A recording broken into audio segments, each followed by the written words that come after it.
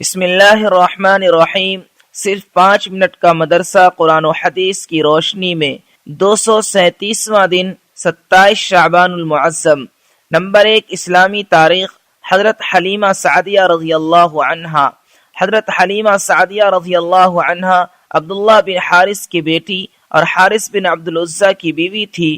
وہ ایک امانت دار اور اخلاق مند خاتون تھی۔ ان کا تعلق قبیلہ بنو سعد سے تھا جو پورے عرب میں فصاحت و بلاغت میں مشہور تھا۔ اسی خوش قسمت اور نیک بخت خاتون نے عرب کے رواج کے مطابق سرکار دو عالم صلی اللہ علیہ وسلم کو دودھ پلایا اور تربیت و پرورش فرمائی۔ وہ آپ صلی اللہ علیہ وسلم سے بہت محبت کرتی تھیں۔ جب حضور صلی اللہ علیہ وسلم حلیمہ رضی اللہ عنہا کے یہاں تشریف لائے تو اس کی تنگی فراخی میں بدل گئی اور وہ روزانہ عجیب و غریب خیر و برکت کا مشاہدہ کرنے لگی، جس کی وجہ سے ان کی محبت میں روز بروز اضافہ ہوتا چلا گیا۔ تقریباً 4 سال تک انہوں نے نبی صلی اللہ علیہ وسلم کی پرورش کی۔ پھر انہوں نے آپ صلی اللہ علیہ وسلم کو والدہ محترمہ کے حوالے کر دیا۔ ایک زمانہ گزرنے کے بعد جب حضور صلی اللہ علیہ وسلم کی نبوت کی خبر ملی تو حضرت حلیمہ رضی اللہ عنہا، ان کے شوہر حارث اور ان کی بیٹی شیمہ نے اسلام قبول کر لیا۔ خود رسول اللہ صلی اللہ علیہ وسلم بھی ان کا بہت احترام کرتے تھے، امی کہہ کر پکارتے، ان کی آمد پر اپنی چادر مبارک بچھا دیتے، ان کی خدمت اور ہر ضرورت پورا فرماتے۔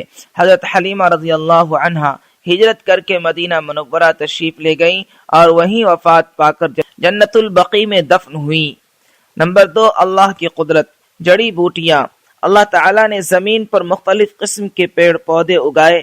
ان پیڑ پودوں کو انسان اپنی کسی نہ کسی ضرورت کے لیے استعمال کرتا ہے، جس میں کچھ پیڑ پودوں کو اپنی علاج کے لیے استعمال کرتا ہے، اور ہر ایک میں اللہ تعالیٰ نے الگ الگ خاصیت رکھی ہے۔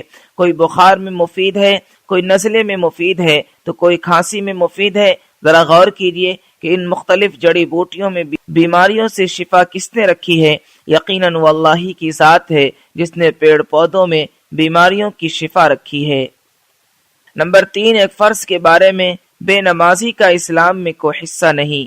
رسول اللہ صلی اللہ علیہ وسلم نے فرمایا، جو شخص نماز نہیں پڑھتا ہے اس کا اسلام میں کچھ بھی حصہ نہیں ہے، اور بغیر وضو کے نماز نہیں ہوتی۔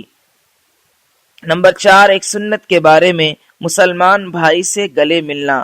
حضرت ابو ذر غفاری رضی اللہ عنہ فرماتے ہیں کہ رسول اللہ صلی اللہ علیہ وسلم نے مجھ سے معانقہ فرمایا، یعنی گلے ملے۔ نمبر 5، ایک اہم عمل کی فضیلت۔ اندھیرے میں مسجد جانا۔ رسول اللہ صلی اللہ علیہ وسلم نے فرمایا، مسجد کی طرف تاریکی میں چلنے والوں کو قیامت کے دن مکمل نور کی خوشخبری سنا دو۔ نمبر 6، ایک گناہ کے بارے میں، رمضان کا روزہ چھوڑنا۔ رسول اللہ صلی اللہ علیہ وسلم نے فرمایا، جو شخص قصداً کسی شرعی عذر کے بغیر رمضان کے ایک روزے کو بھی توڑ دے تو عمر بھر روزہ رکھنا بھی اس ایک روزہ کا بدلہ نہیں ہو سکتا۔ نمبر 7، دنیا کے بارے میں، آخرت کے ارادہ پر دنیا۔ رسول اللہ صلی اللہ علیہ وسلم نے فرمایا، اللہ تعالیٰ دنیا آخرت کے ارادہ پر دیتا ہے اور دنیا کے ارادہ پر آخرت دینے سے انکار کرتا ہے۔ نمبر 8، آخرت کے بارے میں، جہنم کی زنجیریں۔ قرآن میں اللہ تعالیٰ فرماتا ہے، قیامت کے دن فرشتوں کو حکم ہوگا، اس جہنمی کو پکڑ کر طوق پہنا دو، پھر دوزخ میں داخل کر کے ایسی زنجیر میں جکڑ دو جس کی لمبائی 70 گز ہے۔ نمبر 9، طب نبوی سے علاج، صحت اور بیماری کا راز۔ رسول اللہ صلی اللہ علیہ وسلم نے فرمایا، معدہ بدن کا حوض ہے اور جسم کی ساری رگیں اسی معدے سے سیراب ہوتی ہے، لہٰذا جب معدہ صحیح ہوتا ہے تو رگیں پورے جسم میں صحت کو منتقل کرتی ہیں، اور جب معدہ خراب ہوتا ہے تو رگیں بیماری کو منتقل کرتی ہیں۔ نمبر 10، قرآن کی نصیحت۔ قرآن میں اللہ تعالیٰ فرماتا ہے، تم ایسے عذاب سے بچو جو صرف گناہ کرنے والوں ہی پر نہیں آئے گا، بلکہ گناہ دیکھ کر خاموش رہنے والوں کو بھی اپنی پکڑ میں لے گا۔ خوب جان لو کہ اللہ سخت سزا دینے والا ہے۔